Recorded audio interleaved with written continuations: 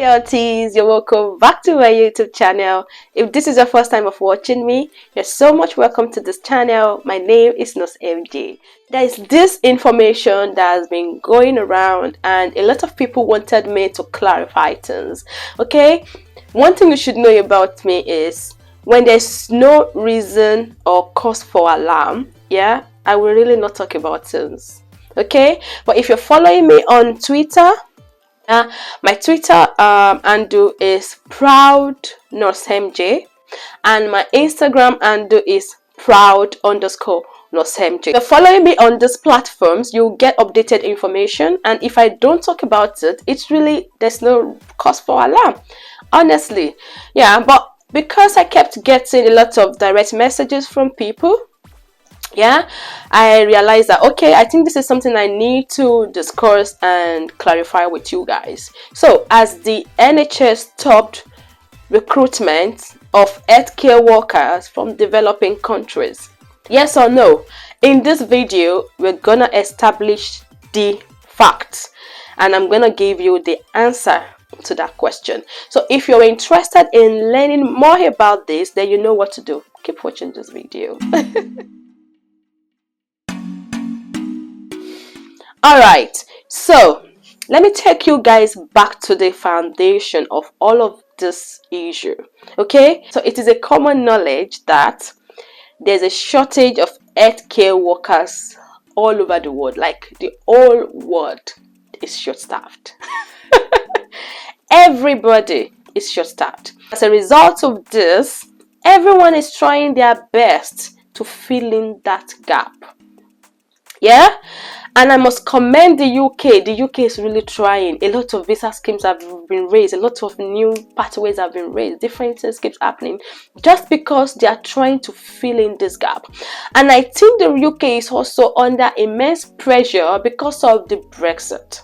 Okay, so they're trying their best to fill in and sort the issue on ground. Now, I'm gonna use Nigeria as a classic example in this my video. Okay, Nigeria has a lot of healthcare workers, and I'll actually talk about this from my own experience. It is my experience, and you cannot take it from me.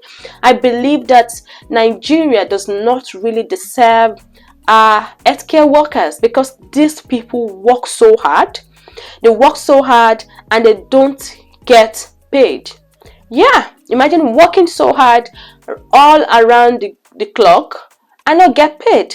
It's unfair, right? So you do not expect these people to study so hard, work so hard for you, give their best despite not being paid well, and then see an opportunity to get out of the country and not take it.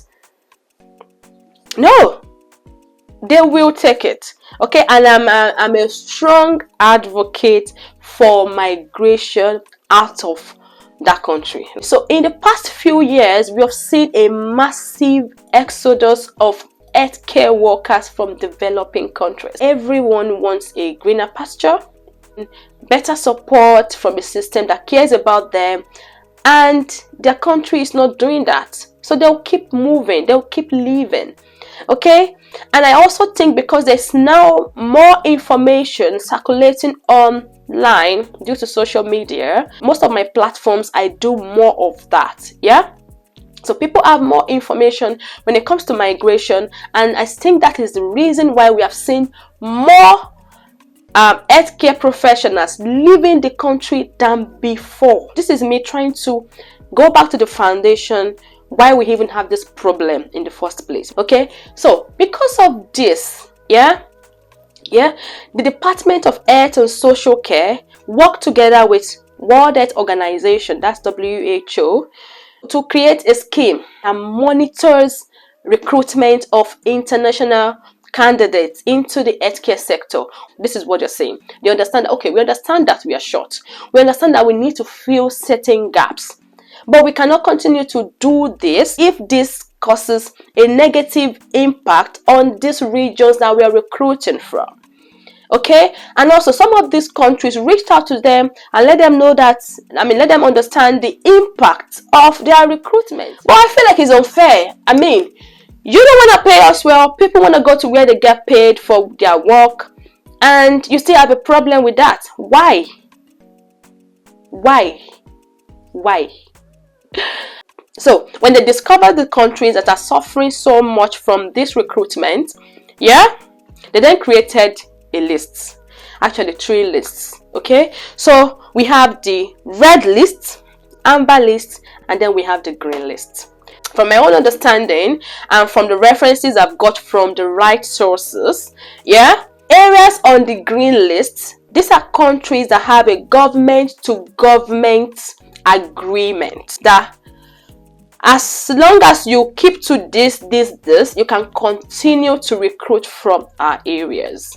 Okay, so this brings us to the code of practice. Let me talk about the code of practice quickly. So the WHO, that's the World Health Organization, and the Department for Health and Social Care, with their scheme, they created a code of practice for international recruitment. So the basic aim of this code is to make sure that they carry out fair recruitment from certain regions. Okay, and it also stops NHS employers, private organizations from actively recruiting from certain regions. So let me go quickly to the red list. Now, there are certain countries on the red list, and Ghana is one of them. Nigeria is one of them. Benin, Togo, Cote d'Ivoire, Cameroon, Burkina Faso.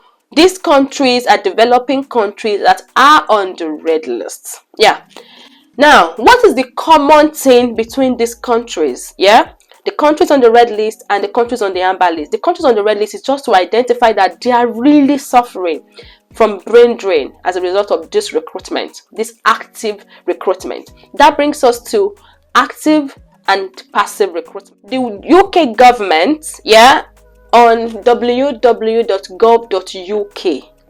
described active recruitment as targeted recruitment by NHS employers, the public or the independent sectors.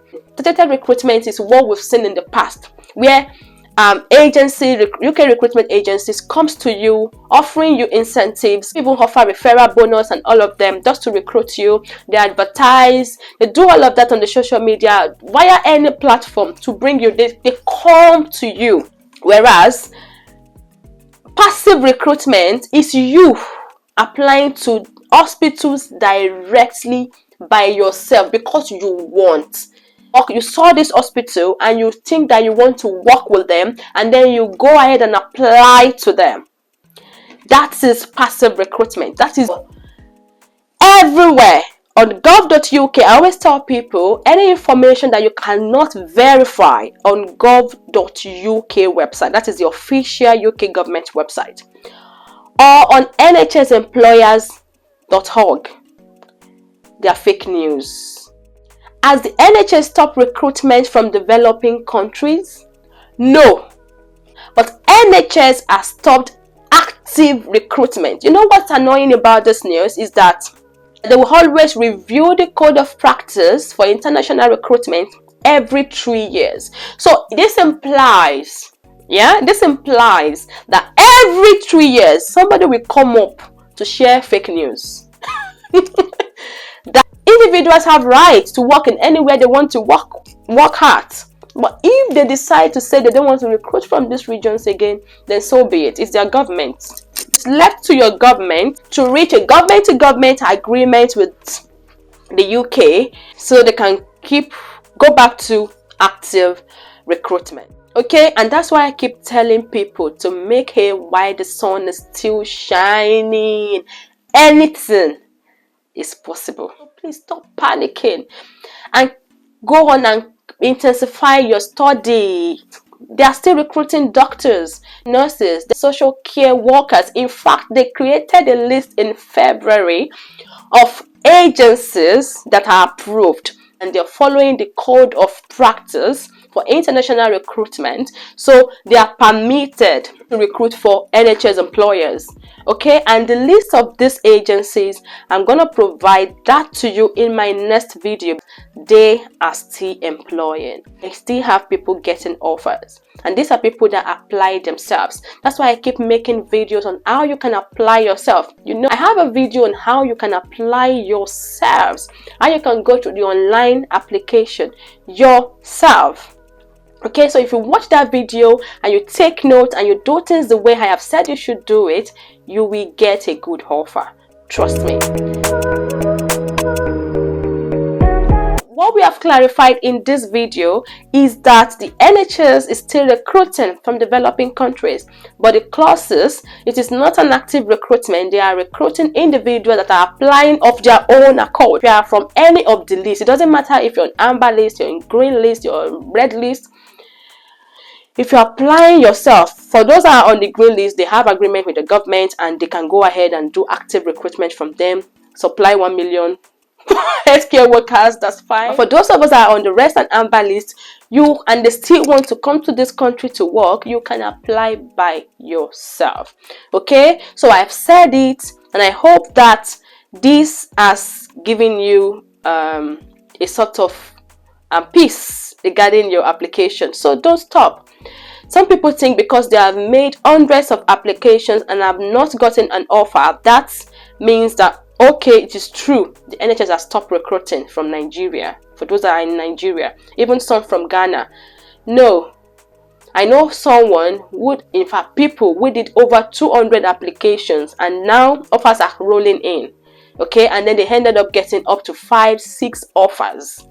Yeah.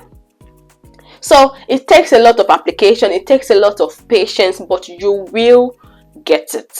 Okay, I also know people who are getting information and feedbacks from certain hospitals that, oh, because of the code of practice, they have stopped recruiting from this country.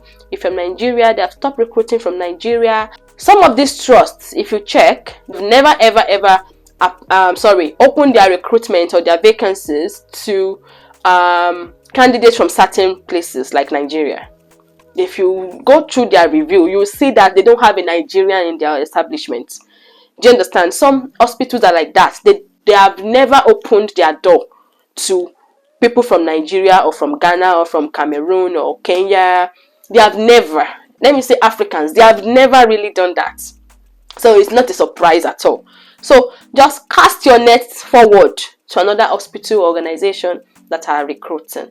Okay, so keep applying for jobs, guys, and if you're still preparing for your exams, keep preparing for your exams. If there's any other thing you want me to clarify, or if you've still got questions after this video, please drop it in my comment section and I'll be more than happy to clarify things for you. And for the list of agencies that have been approved by the UK government to recruit international candidates, for the health and social care sector, it's a lot of lists, but I'll narrow it down for you guys and I'll share that with you in my next video. If you're yet to subscribe to this YouTube channel, make sure you subscribe and turn my notification on for that update. You snooze, you lose. All right, take care, guys. I love you. Bye. Cheers.